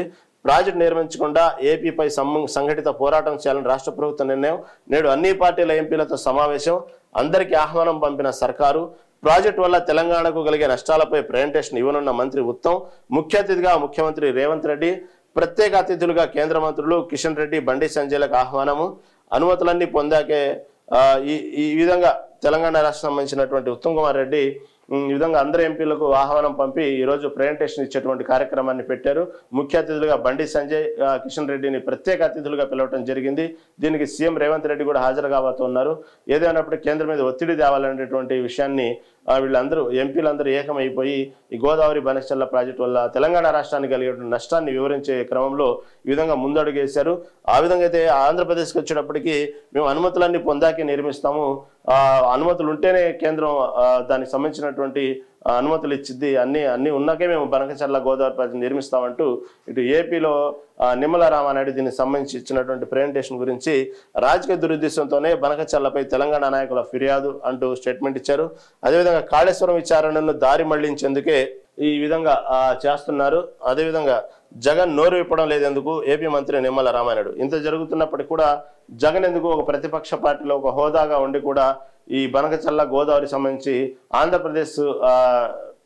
ఆంధ్రప్రదేశ్కి ఏ విధంగా ఉపయోగము, అదేవిధంగా తెలంగాణ వాళ్ళు భయపడుతున్నట్టు తెలంగాణ రాష్ట్ర ప్రజలకు ఎటువంటి హాని జరగదు ఈ ప్రాజెక్టు వల్ల అనేటువంటి విషయాన్ని ఇటుపక్క తెలంగాణలో వైసీపీకి సంబంధించిన పార్టీ అభిమానులు ఉన్నారు. ఇటు ప్రతిపక్ష పార్టీ హోదాలో ఉన్నటువంటి ఆంధ్రప్రదేశ్లో ఉన్నటువంటి ఒక నాయకుడిగా మాజీ ముఖ్యమంత్రిగా మాట్లాడకుండా ఎందుకు నోరు మెదపటం లేదు. ఇవన్నీ కూడా దీని తెర వెనక అన్ని కూడా రాజకీయ దురుద్దేశంతోనే కావాలనే ఈ కాళేశ్వరం సంబంధించినటువంటి కమిషన్ ముందు జరుగుతున్నటువంటి ఇప్పుడు విచారణను కానివ్వండి ఇవన్నీ పక్కదో పట్టించడానికి, అదేవిధంగా వాళ్ళ పార్టీలో ఉన్నటువంటి తెలంగాణ రాష్ట్రంలో పార్టీలో ఉన్నటువంటి రాజకీయ కుమ్ములాట్లు, రాజకీయ అంతర్గత విషయాలు ఇవన్నీ కేవలం బనకచర్ల మీద పెట్టేసి వాళ్ళు ఒక రకమైనటువంటి అసౌకర్యానికి అలజడి వాతావరణం సృష్టించడానికి ప్రయత్నిస్తున్నారంటూ కూడా నిమ్మల రామానాయుడు నిన్న మాట్లాడుతూ సుదీర్ఘంగా ప్రెజెంటేషన్ తర్వాత ఇచ్చింది. కాబట్టి ఈ విధంగా ఉత్తమ్ కుమార్ రెడ్డి అఖిలపక్ష సమావేశం నిర్వహించారు. దీనికి సంబంధించి ఈరోజు భారీగా దాని గురించి గోదావరి బనకచర్ల గురించి ప్రెజెంటేషన్ ఇవ్వబోతున్నట్టు వార్తలు వస్తూ ఉన్నాయి. ఎందుకంటే అందరినీ స్వయంగా ఆయనే ఫోన్ చేసి బీజేపీ నాయకుల్ని కానివ్వండి ఇటు బీఆర్ఎస్ నాయకులను ఆహ్వానించడం అనేది జరిగింది. ప్రత్యేక అతిథులుగా కిషన్ రెడ్డిని పిలవటం జరిగింది. అదేవిధంగా బండి సంజయ్ని కూడా ఆహ్వానం అందినట్టు కనబడుతోంది. సీఎం రేవంత్ రెడ్డి కూడా దీనికి హాజరయ్యే విధంగా వార్తలు వస్తూ ఉన్నాయి. ఇది ఎప్పటికప్పుడు ఈ గోదావరి బనకచర్ల వివాదం మాత్రం రెండు రాష్ట్రాల మధ్యన రాజకీయంగానే రాజుకుందనే చెప్పుకోవాలి. మళ్ళీ కేంద్రం ఎప్పటికప్పుడు ఇప్పుడు ఉన్నటువంటి ప్రస్తుత పరిస్థితులను బట్టి చంద్రబాబు నాయుడుతున్న పరిచయాన్ని బట్టి కానివ్వండి, చంద్రబాబు నాయుడుతున్న అవసరాన్ని బట్టి కానివ్వండి, కేంద్రం మాత్రం చాలా ఫాస్ట్గా ఇంత గొడవ జరుగుతున్నప్పుడు కూడా తన పని తాను చేసుకుంటూ చక్కచక్క తన పని మాత్రం తను చేసుకుంటా ఉంది. కావాల్సిన నిధులు విడుదల చేస్తూ ఉంది. ఎప్పటికప్పుడు అనుమతులు కావాల్సిన ఇచ్చేస్తూ ఉంది. ఎక్కడ దాని గురించి మాత్రం ఎక్కడో డిస్టర్బెన్స్ ఉంది అనేటువంటి ఆలోచన కూడా లేకుండా కేంద్ర ప్రభుత్వం మాత్రం చాలా ఫాస్ట్గానే సహకరిస్తుంది ఏపీ ప్రభుత్వంగానే చెప్పుకోవాలి ఈ బనకచర్ల ప్రాజెక్టు గురించి. మళ్ళీ పోను ఈ రాజకీయంగా రంజు రాచుకుంది కాబట్టి ఈ రాజకీయ నిప్పులు మళ్ళీ ముందు ఈ బనకచర్ల గోదావరి ప్రాజెక్టు రెండు రాష్ట్రాల మధ్య ఉన్నటువంటి సఖ్యత ఉన్నటువంటి వాతావరణాన్ని రాజకీయ నాయకుల మధ్య మళ్ళీ ఇది ఎటువంటి దారి మళ్లింపు తీసుకునిద్దో, ఎటువంటి పరిస్థితులు మారుతాయో చూడాలి. ఎందుకంటే రేవంత్ రెడ్డి మొదటి నుంచి చంద్రబాబు నాయుడుకు ఉన్నటువంటి గురు శిష్యుల బంధాన్ని బట్టి ఇది రాష్ట్రానికి మాట్లాడలేకపోతున్నాడు గట్టిగా. కాబట్టి తెలంగాణ రాష్ట్రానికి నష్టం వాటిల్లుతుంది అన్నటువంటి విషయాన్ని ప్రతిపక్షాలు పదే గగ్గోలు పెడతా ఉన్నాయి. దీన్ని బట్టి ఎక్కడ మేము ఆ రాష్ట్రానికి సంబంధించినటువంటి విషయంలో రాష్ట్రానికి నష్టం జరుగుతున్న కానివ్వండి, రాష్ట్రానికి సంబంధించినటువంటి పరిస్థితులు మాత్రం ఎక్కడా వెనకాడేది లేదు. ఆ విషయంలో ఎక్కడ మేము కాంప్రమైజ్ కాము అనేటువంటి విషయాన్ని రేవంత్ రెడ్డి పదే చెప్తున్నారు. తెలంగాణ రాష్ట్ర ప్రజల శ్రేయస్సే ముఖ్యం, తెలంగాణ రాష్ట్రమే ముఖ్యం మాకు, తర్వాత ఎవరైనా అనేటువంటి విషయాన్ని పదే రేవంత్ రెడ్డి చెప్పుకునేటువంటి పరిస్థితి కనబడుతూ ఉంది. ఎందుకంటే చంద్రబాబు నాయుడుకి రేవంత్ రెడ్డికి ఉన్న అనుబంధాన్ని బట్టి ఇలాంటి విషయాల్లో ఎక్కడైనా మెతక వైఖరి ఉపయోగిస్తారా, రాష్ట్రానికి నష్టం జరిగిద్దా అనేటువంటి విషయాన్ని అనేక రాజకీయ పార్టీలు చెప్తున్న సందర్భంలో తెలంగాణ రాష్ట్ర సీఎం రేవంత్ రెడ్డి మాత్రం ఈ విషయాన్ని చాలా గట్టిగా నొక్కి ఒక్కాణిస్తున్నారు. రాష్ట్ర ప్రయోజనాలే ముఖ్యం, తర్వాత ఎటువంటి బంధాలైన విషయాన్ని చూడాలి. మళ్ళీ ఈ గోదావరి బనకచర్ల ప్రాజెక్టు రోజుకు మలుపు తిరుగుతోంది. మళ్ళీ ఇప్పటికీ ఆంధ్రప్రదేశ్ తెలంగాణ సఖ్యతగా ఉన్న రాజకీయ నాయకులు ఈ విషయాన్ని మాత్రం కొంచెం ఈ సఖ్యత వాతావరణాన్ని డిస్టర్బ్ కాకుండా సజావుగా సాగితే బాగుండు. మళ్ళీ చూడాలి. తర్వాత ఆంధ్రజ్యోతి దినపత్రిక ప్రధానంగా తీసుకున్న అంశం గో సంరక్షణ ఎంత ఖర్చైనా వెనకాడం. సీఎం రేవంత్ రెడ్డి గో సంరక్షణ కోసం చెప్పిన వ్యాఖ్యల్ని ఆంధ్రజ్యోతి దినపత్రిక హైలైట్ చేసింది. దీనికోసం గో సంరక్షణ కోసం ప్రత్యేక కమిటీని ఏర్పాటు చేయమని విషయాన్ని చెప్పారు సీఎం రేవంత్ రెడ్డి. తర్వాత అదేవిధంగా గో సంరక్షణకు సంబంధించి మిగతా రాష్ట్రాల్లో ఎటువంటి చర్యలు తీసుకుంటున్నారు, దానికి స్పెషల్గా దానికంటూ వెళ్ళి దానికి ఒక గ్రౌండ్ ప్రిపేర్ చేసుకోరండి, అవసరమైతే మిగతా రాష్ట్రాలు ఎలా ఫాలో అవుతున్నాయో దాన్ని ఒకసారి పరిశీలించండి అనే విషయాన్ని కూడా చెప్పడం జరిగింది. దానికంటే ఒక ప్రత్యేక కమిటీని కూడా ఏర్పాటు చేయడం జరిగింది. గో సంరక్షణ కోసం ఎంత ఖర్చైనా వెనకాడం అనే విషయాన్ని సీఎం రేవంత్ రెడ్డి చెప్పడం జరిగింది. గోవుల సంరక్షణపై సమగ్ర విధానం రూపొందిస్తాం, 3 ఉన్నతాధికారులతో కమిటీ నియామకం. ముందుగా వేములవాడ, యాదగిరిగుట్ట, ఎనకేపల్లి పశుసంవర్ధక శాఖ వర్సిటీ సమీపంలో పెద్ద గోశాలను నిర్మించాలనేటువంటి విషయాన్ని ఒక నిర్ణయానికి వచ్చారు. అదేవిధంగా వేములవాడలో 100 ఎకరాలకు తగ్గకుండా నిర్మాణము. గో సంరక్షణపై అధికారుల సమీక్షలో సీఎం రేవంత్. ఏమైనప్పటికీ కూడా గో సంరక్షణ సంబంధించి కేవలం ఈ గో సంరక్షణ సంబంధించి బీజేపీ ఆర్ఎస్ఎస్ ఈ సంబంధించినటువంటి పార్టీలే పేటెంట్ హక్కుగా మాట్లాడుకున్నటువంటి సందర్భాలు మనం చూస్తుంటాం. కాకపోతే గో సంరక్షణ అనేది పార్టీలకు అతీతం కాదు, ఇది ఒక సెంటిమెంట్ గో సంరక్షణ అనేది. కాబట్టి గోవులు అనేది ఎవరికో ఒక పార్టీకో ఈ పేటెంట్ హక్కు తీసుకునేటువంటి కాదు, ఇది అందరిది, అందరి యొక్క సెంటిమెంట్తో కూడుకున్నది అనేటువంటి విషయాన్ని సీఎం రేవంత్ రెడ్డి ప్రకటించి దీనికోసం ఎంత ఖర్చైనా వెనకాడము, దీనికోసం ప్రత్యేక కమిటీని ఏర్పాటు చేయడం, దీని గురించి ఒక అధ్యయనం చేయండి, మిగతా రాష్ట్రాలకు వెళ్ళండి, వాళ్ళు గో సంరక్షణ పట్ల ఏ విధంగా జాగ్రత్తలు తీసుకున్నారని అధ్యయనం చేయండి, అది ఇక్కడ మనం అప్లై చేద్దాం అనేటువంటి విషయాన్ని చాలా స్ట్రాంగ్గానే వాళ్ళకి అభయం ఇవ్వడం జరిగింది. దానికోసం ఎంత ఖర్చైనా వెనకాడడం అనేది జరిగింది. దాదాపు వేములవాడలో అయితే 100 ఎకరాలకు తగ్గకుండా గోశాల నిర్మిద్దాం అనేటువంటి విషయాన్ని కూడా సీఎం రేవంత్ రెడ్డి చెప్పడం, ఈ విషయాన్ని ఆంధ్ర దినపత్రిక హైలైట్ చేసింది. తర్వాత ఎమ్మెల్యే కౌశిక్ రెడ్డికి ముందస్తు బెయిల్ నిరాకరణ. ఏదైతే క్వారీ యజమానికి బెదిరింపుల కేసులో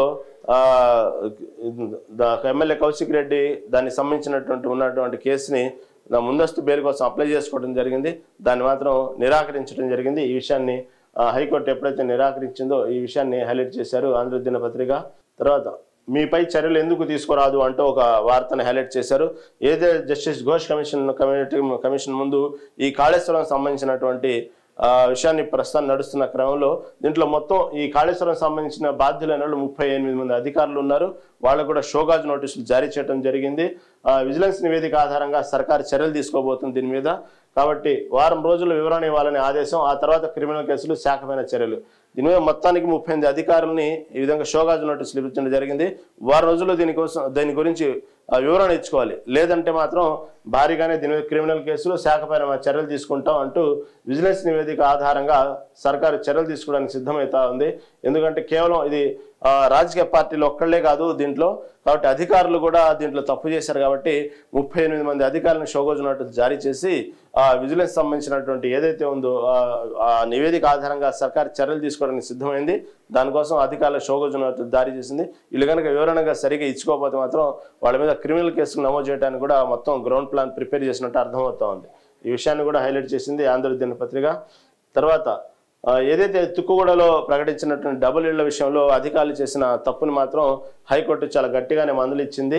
అధికార మార్గదర్శకాలని పాటించలేదు, అధికారులు ఎవరైతే ఉన్నారో వారు మార్గదర్శకాలను పాటించలేదంటూ వాళ్లకు గట్టిగానే మొట్టికాయలు వేసింది హైకోర్టు. అదేవిధంగా అర్హులైన పిటిషనర్లు ఇతర స్థానికులకు 3 నెలల్లో ఇళ్లు ఇవ్వాలంటూ హైకోర్టు చేసింది. ఎవరైతే ఆ తుక్కుగూడలో సంబంధించినటువంటి ఆ ఇళ్లకు సంబంధించిన పిటిషనర్లు ఎవరైతే అర్హులు ఉన్నారో వాళ్ళకి మాత్రం 3 నెలలు నిర్మించి ఇవ్వాల్సిందన్నట్టు కూడా హైకోర్టు చాలా గట్టిగానే చెప్పింది. ఇది అధికారుల తప్పిదం వల్లే తుక్కుగూడలో డబుల్ బెడ్రూమ్ ఇళ్లకు సంబంధించి ఇంత వివాదం వచ్చింది. దాని గురించి హైకోర్టు స్పష్టమైనటువంటి వైఖరితో 3 నెలలు వాళ్లకు అర్హులైన పిటిషనర్లకు ఇతర స్థానికులకు మాత్రం 3 నెలల్లో ఇళ్లు కట్టివ్వాలన్నట్టు స్ట్రాంగ్గానే వార్నింగ్ ఇచ్చింది హైకోర్టు. తర్వాత మావోయిస్టుల ఘాతకం, 3 హత్య, 12 మంది కిడ్నాప్. ఇదంతా బీచ్పూర్లో జరిగింది. ఈ ఘటన ఛత్తీస్గఢ్లోని బీచ్పూర్లో. ఈ వార్తను కూడా మృతులంతా లొంగిపోయిన నక్సల్స్ కుటుంబ సభ్యులు. కాబట్టి వీళ్ళు 12 మంది కిడ్నాప్ చేశారు, 3 హత్య చేశారు. ఎందుకంటే ఈ నక్సల్స్ సంబంధించినట్టు ఏదైతే మొన్న భారీ స్థాయిలో మావోయిస్టు నాయకులు చనిపోవటానికి ఇటు కేశవరావు కానివ్వండి, ఇక సుధాకర్ కానివ్వండి, ఈ విధంగా భారీ స్థాయిలో నష్టపోవడానికి కారణం ఈ లొంగిపోయిన మావోయిస్టులే అనేటువంటి విషయాన్ని గతంలో మావోయిస్టులే ప్రకటించారు. వాళ్ళకి ఏదైతే కేశవరావు కదలికలు ఇవన్నీ కూడా లొంగిపోయినటువంటి నక్సల్స్ ఎవరైతే ఉన్నారో వాళ్ళకి కావాల్సినంత ఇన్ఫర్మేషన్ ఇచ్చారు. ఎందుకంటే కేశవరావు దాకా టచ్ చేయాలంటే అనేకమైనటువంటి విభాగాలు దాటుకుంటూ లోపలికి వెళ్ళాలి, కేశవరావు ఎక్కడున్నాడో తెలియాలి. ఇవన్నీ కూడా దాటుకుంటూ అందరినీ అంతమొందిస్తూ దాదాపు అతన్ని కాపాడడానికి 27 మంది ప్రాణత్యాగం కూడా చేశారు అప్పట్లో అతను అడ్డుకోవటానికి. అలాంటి మొత్తం A to Z ఇన్ఫర్మేషన్ ఇచ్చింది మొత్తం లొంగిపోయినటువంటి మావోయిస్టులు అనేటువంటి విషయాన్ని అప్పట్లోని మావోయిస్టులు బహిరంగానే చెప్పారు. వాళ్ళు చేసిన తప్పిదం వల్లే ఇంత భారీగా ప్రాణ నష్టం జరిగింది అన్నటువంటి విషయాన్ని చెప్పారు. ఆ విధంగా కొంతమంది లొంగిపోయిన నక్సల్స్ కుటుంబాన్ని మాత్రం నిన్న కిడ్నాప్ చేయడం జరిగింది. ఇప్పటికే 3 హతమార్చడం జరిగింది. ఈ విషయాన్ని మావోయిస్టుల ఘాతకం అంటూ ఈ విషయాన్ని హైలైట్ చేసింది ఆంధ్ర దినపత్రిక. తర్వాత రోబోలకు స్పర్శానుభూతి అంటూ వార్త హైలైట్ చేసింది. అంటే రోబోలు కేవలం ప్రస్తుతానికి ఏ టెక్నాలజీ రోబో యుగమే నడుస్తూ ఉంది. కాకపోతే కేవలం యంత్రాలుగానే ఉంటాయి. మనలాగా వాళ్లకు స్పర్శ, రుచి, ఆకలి ఇలాంటివి ఉండవు. కాకపోతే రోబోలో కూడా ఒక స్పర్శానుభూతి ఉందనేటువంటి విషయాన్ని ఆంధ్ర దినపత్రిక హైలైట్ చేశారు. వేడి నొప్పిని గుర్తించే రోబోటిక్ చర్మం అభివృద్ధి, కేంబ్రిడ్జ్ పరిశోధకుల ఆవిష్కరణ, ఈ చర్మంతో సున్నితమైన తెలివైన సెన్సార్గా మారబోతున్న రోబోటిక్ చెయ్యి. అంటే ఇక పేరుకే వాళ్ళు రోబోటిక్, కానీ కేవలం మనలాగే మన చర్మంలాగే వాళ్ళకు స్పర్శ, స్పృహ, మెత్తదనం, వాళ్ళకు కావాల్సిన బాధ, నొప్పి అన్నీ ఇంకొక మనిషిని తయారు చేసినట్టే ఒక రోబో యంత్రంగా కాకుండా ఇంకొక మనిషిని క్రియేట్ చేసే విధంగా కేంబ్రిడ్జ్ పరిశోధకులు కొత్తగా ఆవిష్కరణ చేశారు. ఆ విషయాన్ని హైలైట్ చేసింది ఆంధ్ర దినపత్రిక. తర్వాత దాదాపుగా దశాబ్ద కాలం తర్వాత ఇంజనీరింగ్లో కేవలం నచ్చిన సబ్జెక్టులు ఎన్నుకునే విభాగాన్ని మళ్ళీ ముందుకు తీసుకొచ్చింది JNTU. అంటే ఇంజనీరింగ్లో సపోజ్ బీటెక్ తీసుకుంటే దాంట్లో ఉన్నటువంటి విభాగాన్ని బట్టి ఆయా సబ్జెక్టులనే చదవాలి. మనకి ఇష్టమైనటువంటి సబ్జెక్టులు తీసుకోవటం అనేది గతంలో ఉండేది, తర్వాత 10 ఏళ్ల నుంచి లేదు. దాదాపుగా దశాబ్ద కాలం తర్వాత మళ్ళీ అటువంటి అవకాశాన్ని కలిగిస్తుంది JNTU. ఇంజనీరింగ్లో మళ్ళీ నచ్చిన సబ్జెక్టులు దశాబ్దం తర్వాత అమల్లోకి CBCS సన్నాహాలు చేస్తున్న JNTU. బీటెక్ కొత్త నిబంధనలో క్రెడిట్స్ మినహాయింపు, మొక్కుబడి సబ్జెక్టులకు ఇకపై క్రెడిట్స్ వర్తింపు. ఇంజనీరింగ్ విద్యార్థులు తాము చదువుతున్న కోర్సులోని కొన్ని సబ్జెక్టులకు బదులు ఇతర కోర్సులో నచ్చిన సబ్జెక్టులను ఎంచుకోవచ్చు. అలాగే తమకు నచ్చని లేదా కఠినంగా ఉన్న సబ్జెక్టుల నుంచి మినహాయింపు కూడా పొందవచ్చు. ఈ విధానాన్ని చాయిస్ బెస్ట్ క్రెడిట్ సిస్టమ్ అంటారు. విద్యార్థులకు ఎంతో ఉపయుక్తమైన ఈ విధానాన్ని దాదాపు దశాబ్దం తర్వాత JNTU మళ్ళీ తెరపైకి తెచ్చింది. ఈ విద్యా సంవత్సరం నుంచి CBCSను అమలు చేసేందుకు కొత్త మార్గదర్శకాలు రూపొందిస్తుంది. ఇది ఒక రకంగా ఇంజనీరింగ్ స్టూడెంట్స్కి చాలా మంచి గుడ్ న్యూస్ అనేది చెప్పుకోవాలి. ఎందుకంటే తీసుకున్న గ్రూప్లో వాళ్ళకు చాలా కఠినంగా అనిపించినా, నచ్చకపోయినా ఫార్మాలిటీగా ఆ సబ్జెక్ట్ని కంటిన్యూ చేయాల్సిందే. దాని మీద పెద్దగా ఉపయోగం లేకపోయినా కూడా వాళ్ళు దాని గురించి చదివి ఎగ్జామ్ రాయాల్సిందే. కాబట్టి వాళ్ళకు కఠినతరం ఉన్నా సరే, నచ్చకపోయినా సరే ఇక నుంచి ఆ సబ్జెక్ట్ను వాళ్ళు వదులుకోవచ్చు. తర్వాత వేరే దాంట్లో నుంచి కావాల్సిన సబ్జెక్ట్ను వాళ్ళు ఎన్నుకోవచ్చు. అటువంటి మార్గదర్శకాలు మాత్రం చేయటం అనేది ఇంజనీరింగ్ విద్యార్థులకి చాలా సంతోషకరమైనటువంటి వార్త అనే చెప్పుకోవాలి. ఈ విషయాన్ని ఆంధ్ర దినపత్రిక హైలైట్ చేసింది. తర్వాత సాక్షి దినపత్రిక. సాక్షి దినపత్రికలో ఈరోజు ప్రధాన అంశాలు: రంగారెడ్డిలో ఎక్కువ, నిజామాబాద్లో తక్కువ, నియోజకవర్గాల పునర్విభజన తర్వాత అసెంబ్లీ స్థానాలు ఇలా. ఈ ఏదైతే నియోజకవర్గాల పునర్విభజన గురించి ఉమ్మడి రంగారెడ్డి జిల్లాలో 23కు పెరిగిన సీట్లు, అత్యల్పంగా నిజామాబాద్ జిల్లాలో 11 సీట్లు మాత్రమే. శాసనసభలో ఏకంగా 50 మంది మహిళల ప్రాతినిధ్యం, 119 నుంచి 153 పెరిగిన మొత్తం నియోజకవర్గాలు. మారనున్న పలు నియోజకవర్గాల భౌగోళిక సరిహద్దులు, కొత్త జనాభా లెక్కలు రాగానే డీలిమిటేషన్ ప్రక్రియ మొదలు. 2011 జనాభాతో 2027 లెక్కలు పోలిస్తే పెరిగే అసెంబ్లీ స్థానాలంటూ దాదాపు ఏదైతే 2026 సంబంధించి మొదటి నుంచి చెప్తున్న విధంగా అసెంబ్లీ నియోజకవర్గాలకు సంబంధించి మార్పులకు సంబంధించి దాని గురించి ఒక రంగా జనగణన జరిగిన తర్వాత ఈ విధంగా భారీ మార్పులు అన్నట్టు రంగారెడ్డిలో ఎక్కువ, నిజామాబాద్లో తక్కువ అనేటువంటి విషయాన్ని ఏ విధంగా జనాభా ప్రాతిపదికన ఏ విధంగా నియోజకవర్గాల పునర్విభజన జరిగింది, పునర్విభజన జరిగితే ఏ నియోజకవర్గాలు ఎలా ఉంటాయి అనేటువంటి విషయాన్ని ఒక కొత్త జనాభా లెక్కలాగానే డీలిమిటేషన్ ప్రక్రియ మొదలంటూ దానికి ఏ విధంగా పెరుగుతాయి అనేది ఒక మ్యాప్ని ఇక్కడ ఇచ్చారు. సాక్షి దినపత్రిక దీన్ని హైలైట్ చేసింది. అదేవిధంగా ఇక బంకర్లో ఏ విధంగా అయితే ఇజ్రాయెల్ వాసులు తలదాచుకున్నారో ఆ చిత్రాన్ని హైలైట్ చేసింది సాక్షి దినపత్రిక. మరింత ఉధృతంగా దాడులు, ఇజ్రాయెల్ నిఘా సంస్థ మొసాద్ కార్యాలయంపై ఇరాన్ దాడులు, ఇజ్రాయెల్ దాడుల్లో ఇరాన్ సీనియర్ మిలిటరీ కమాండర్ షాద్మాని అంతమైనట్టు రాసుకొచ్చారు సాక్షి దినపత్రిక. అదేవిధంగా భీకరంగా కొనసాగుతున్న పరస్పర దాడులు, ఈ విధంగా బంకర్లో ఇరాన్ వాసులు తలదాచుకుంటున్నారు. ఆ విషయాన్ని హైలైట్ చేశారు. ఆల్రెడీ ఇరాన్ అధ్యక్షుడు కూడా బంకర్లోని తలదాచుకున్నారు. ఈ విధంగా ఎప్పటికప్పుడు ఇరాన్ ఒక టెన్షన్ వాతావరణం నుండి కూడా ఎక్కడ కూడా తగ్గకుండా ఇజ్రాయెల్ మీద దాడులు చేస్తూ ఉంది. ఆ విషయాన్ని ఇక్కడ సాక్షి దినపత్రిక హైలైట్ చేసింది. ఇరాన్ ప్రజలకు ట్రంప్ సూచన, G7 సదస్సు నుంచి అర్ధాంతరంగా స్వదేశానికి, ఇరాన్ అణ్వాయుధ ఆలోచనలు వదులుకుంటేనే యుద్ధం ఆగుతుందని స్పష్టీకరణ. 3 ఏళ్ల దూరంలో ఇరాన్ అణుబాంబు, అమెరికా నిఘా సంస్థ నివేదిక. దాదాపుగా ఇరాన్ అణుబాంబు సంబంధించినటువంటి ఒప్పందాన్ని మొదటి నుంచి అమెరికా కోరుతుంది. అయినప్పటికీ ఇరాన్ ఒప్పుకోవట్లేదు. ఈ విషయంలో మాత్రం అమెరికా చాలా కోపంతో ఉంది ఇరాన్ మీద. ఈ అణుబాంబు సంబంధించినటువంటి దాంట్లో భాగంలో దీన్ని 3 ఏళ్ల నుంచి ఈ విధంగా కోరుకుంటున్నప్పుడు కూడా ఒప్పందానికి ముందుకు రావట్లేదు అనేటువంటి విషయాన్ని సాక్షి దినపత్రిక హైలైట్ చేసింది. తర్వాత ఇంకొక ప్రధానంగా హైలైట్ చేసిన వార్త, తల్లిదండ్రులు ఉన్నంత వరకు ఆస్తిలో వాటాలు కోరకుండా చేయాలి. హైకోర్టు అధికారం ఉంటే ఆస్తి వివాహ వివాదాల ఆస్తులన్నింటినీ కోర్టు కస్టడీలోకి తీసుకెళ్లాం. ఈ విషయాన్ని కూడా హైలైట్ చేసింది సాక్షి దినపత్రిక. తర్వాత హైకోర్టుకు అధికారం ఉంటే ఆస్తి వివాహ వివాదాల ఆస్తులన్నింటినీ కోర్టు కస్టడీలో తీసుకెళ్లాం.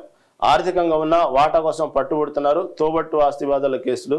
44 గజాల స్థలం కోసం ఓ చార్టర్డ్ అకౌంట్ పట్టుబడటంపై విస్మయం అహంకారంతో అనేటువంటి విషయాన్ని హెచ్చరించారు. తల్లిదండ్రులు ఉన్నంత వరకు ఆస్తిలో వాటాలు కోరకుండా చేయాలి. ఇది హైకోర్టు అధికారం ఉంటే ఆస్తి వివాహ వివాదాల ఆస్తులన్నింటినీ కోర్టు కస్టడీలో తీసుకున్నాం. ఆర్థికంగా ఉన్న వాటా కోసం పట్టుబడుతున్నారు.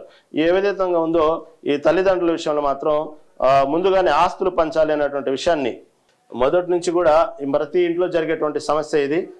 తల్లిదండ్రులు బతుకుండగానే ఆస్తులు పంచాలి అనేటువంటి విషయాన్ని మొదటి నుంచి కూడా ఈ వివాదాలు అనేక కుటుంబాల్లో నడుస్తూ ఉంటాయి. ఈ విషయాన్ని హైలైట్ చేసింది. దీనికోసం ఒక ప్రత్యేకమైన చట్టం తీసుకురావాలి. ఆర్థికంగా ఉన్న వాటా కోసం పట్టుబడుతున్నారు. తోబుట్టువుల ఆస్తి వివాదాల కేసులో జస్టిస్ విజయసాయిరెడ్డి వ్యాఖ్యలు. 44 గజాల స్థలం కోసం ఓ చార్టర్డ్ అకౌంట్ పట్టుదలపై విస్మయం. అహంకారం పెడితే కుటుంబంలోని సమస్యల పరిష్కారం. ఒక చార్టర్డ్ అకౌంట్ 44 గజాల స్థలం కోసం తల్లిదండ్రుల మీద పెట్టినటువంటి కేసు విషయంలో సుప్రీంకోర్టు విస్మయం చెందింది. ఈ విషయంలో మాత్రం తల్లిదండ్రులు బతుకున్నంత కాలము ఈ ఆస్తి వివాదాలు పంచే విషయాలు మాత్రం దీనికోసం ప్రత్యేకంగా ఇది కావాలి. ఈ కుటుంబంలో ఇలాంటి విషయాలు సమస్యల పరిష్కారం అవ్వాలంటే ఇలాంటి విషయాన్ని చట్టం రూపంలో తీసుకురావాలనే విషయాన్ని సుప్రీంకోర్టు చేసిన వ్యాఖ్యల్ని సాక్షి దినపత్రిక హైలైట్ చేసింది.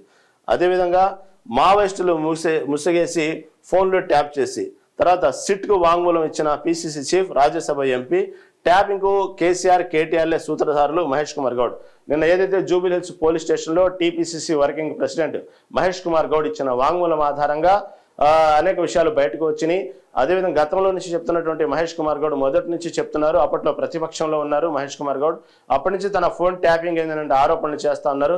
తర్వాత అధికారంలో వచ్చిన తర్వాత ఈ ఫోన్ ట్యాపింగ్ విషయం లెక్క తెలుస్తామని మొదటి నుంచి వార్నింగ్ ఇస్తున్నారు. దాని ప్రకారం ఎప్పుడైతే ఫోన్ ట్యాపింగ్ విషయం బయటకు వచ్చిందో దీంట్లో ఏసీబీ ప్రభాకర్, ప్రణీత్ రావు వీళ్ళందరి పేర్లు బయటకు వచ్చిన తర్వాత మహేష్ కుమార్ గౌడ్ మొదటి నుంచి చెప్తున్నారు దీని వెనక మాత్రం కేసీఆర్ కేటీఆర్ పాత్ర ఉంది. ఈ విషయంలో మాత్రం వదిలిపెట్టేది లేదు. ఈ విషయాన్ని మాత్రం వాళ్ళని ముందు మొదటి నేరస్తులుగా చేర్చాలి. వాళ్ళే ఏమని ముద్దాలు వాళ్ళని మాత్రం కఠినంగా శిక్షించాలనేటువంటి విషయాన్ని TPCC working president Mahesh Kumar Goud పదే చెప్తున్న విషయం.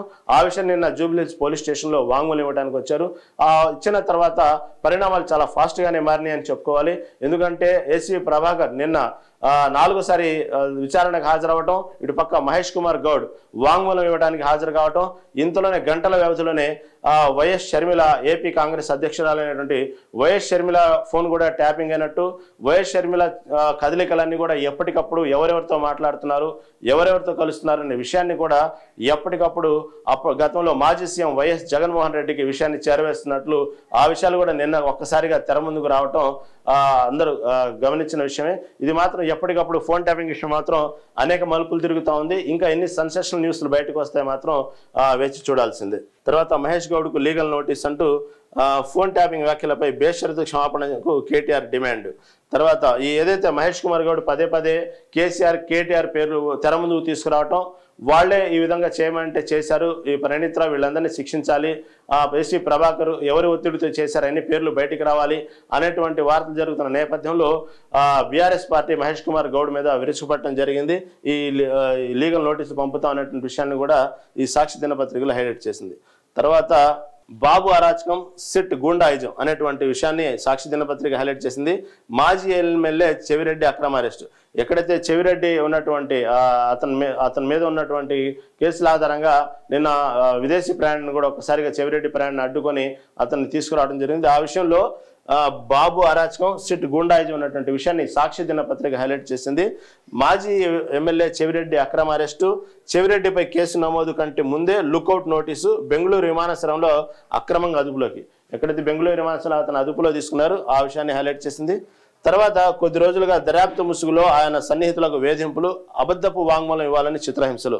ఏదైతే చెవిరెడ్డి భాస్కర్ రెడ్డి మీద అబద్ధపు వాంగ్మూలం ఇవ్వాలని చెప్పి చెవిరెడ్డి భాస్కర్ రెడ్డి సంబంధించినటువంటి ఫాలోవర్స్ ఎవరు ఉంటారో వాళ్ళ మీద పదే ఒత్తిడి తేవటం, అబద్ధపు వాంగ్మూలం ఇవ్వాలని చెప్పి చిత్రహింసలు గురి చేస్తున్నారు అనేటువంటి విషయాన్ని సాక్షి దినపత్రిక హైలైట్ చేసింది.